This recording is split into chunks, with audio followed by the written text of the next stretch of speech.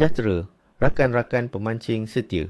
Selamat datang kembali ke saluran YouTube kita, tempat kita mengupas tuntas rahsia pancingan. Hari ini, kita akan selami lebih dalam ramalan kail ikan untuk hari Jumaat, 6 Februari 2026. Percayalah, walaupun cuaca nampak sedikit bercelaru, hari ini mungkin menyajikan peluang pancingan yang menarik dan penuh kejutan di perairan Malaysia. Jadi, siap sedia untuk tips dan trik yang pasti akan meningkatkan peluang anda untuk pulang dengan hasil lumayan.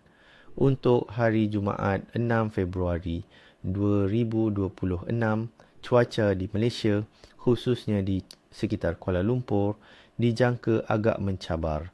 Kita mungkin akan berhadapan dengan ribut petir berselerak pada siang hari dengan kebarangkalian hujan sekitar 75%. Suhu udara dijangka berada di antara 25 hingga 32 darjah Celsius pada siang hari dan sekitar 22 darjah Celsius pada waktu malam. Kelembapan udara juga akan kekal tinggi, sekitar 74%. Angin dijangka bertiup perlahan, sekitar 5 km sejam. Keadaan tekanan atmosfera mungkin tidak begitu stabil, terutamanya sebelum dan semasa ribut petir yang boleh mempengaruhi tingkah laku ikan. Suhu air laut di perairan Malaysia pada bulan Februari secara purata adalah sekitar 29 darjah Celsius yang sangat ideal untuk ikan tropika kita. Suhu air yang hangat ini biasanya merangsang metabolisme ikan, membuatkan mereka lebih aktif mencari makanan. Walaupun hujan mungkin menyebabkan sedikit penurunan suhu permukaan di kawasan muara dan air tawar, secara keseluruhannya air akan kekal pada suhu yang selesa untuk aktiviti ikan. Beralih kepada fasa bulan, pada 6 Februari 2026, kita berada dalam fasa bulan benjol melayang, Waning Gibbous. Ini adalah fasa selepas bulan purnama, di mana pencahayaan bulan semakin berkurangan. Pada hari ini, bulan dijangka menyala sekitar 82%. Mengikut kepercayaan nelayan, fasa bulan benjol melayang boleh memberikan hasil yang berbeza-beza.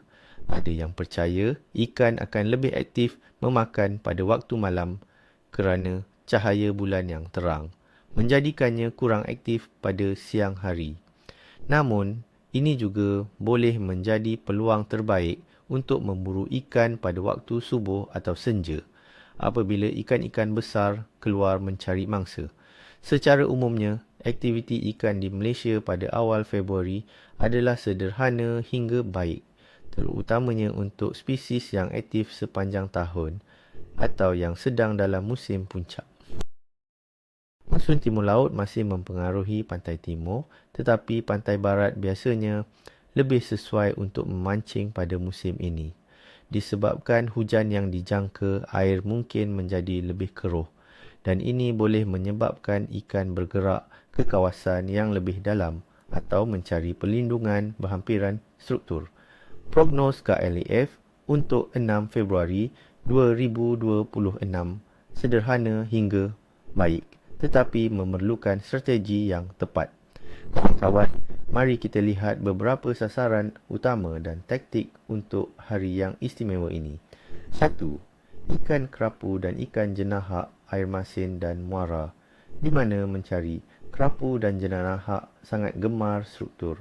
Selepas hujan, cari mereka di sekitar jeti, unjam, terumbu karang buatan dan kawasan berbatu di pesisir pantai. Di muara, mereka mungkin berkumpul di kawasan aliran air tawar yang membawa makanan atau di sekitar akar bakau yang menyediakan perlindungan. Percayalah rakan-rakan, air keruh kadang-kadang menjadi kawan kita kerana ia memberi perlindungan kepada ikan ini. Apa yang hendak dipancing?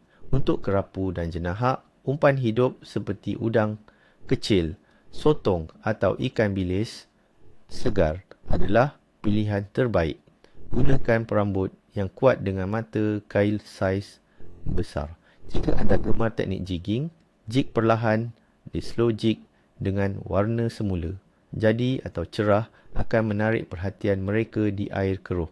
Pastikan umpan anda bergerak perlahan di dasar atau di sekitar struktur kerana ikan ini cenderung kurang agresif dalam keadaan air keruh.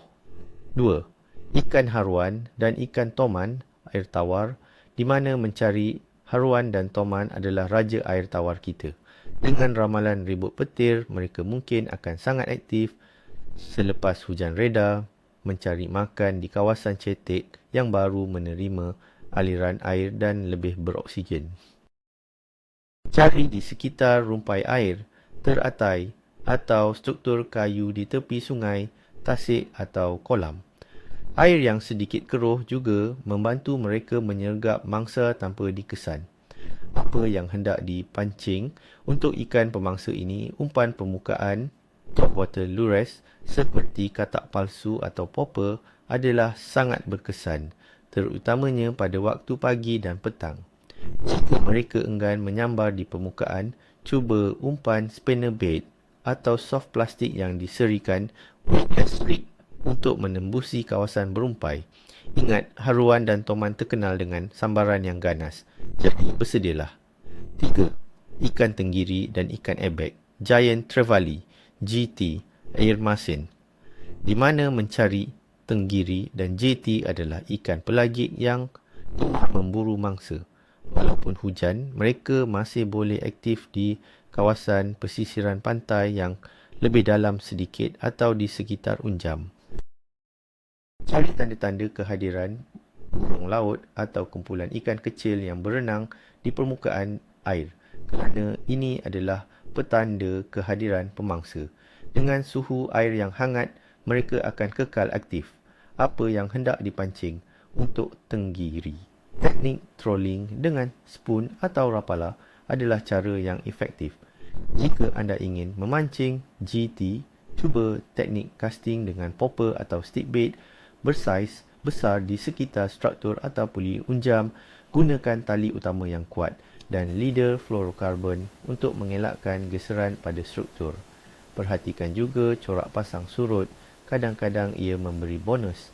Itu dia, rakan-rakan, ramalan dan tips pancingan untuk 6 Februari 2026. Semoga panduan ini membantu anda merancang ekspedisi pancingan yang berjaya. Ingat, keselamatan diutamakan. Jangan lupa pakai jaket keselamatan dan sentiasa peka dengan perubahan cuaca. Tiada apa yang lebih baik daripada pengalaman sendiri, jadi keluar dan cuba taktik ini.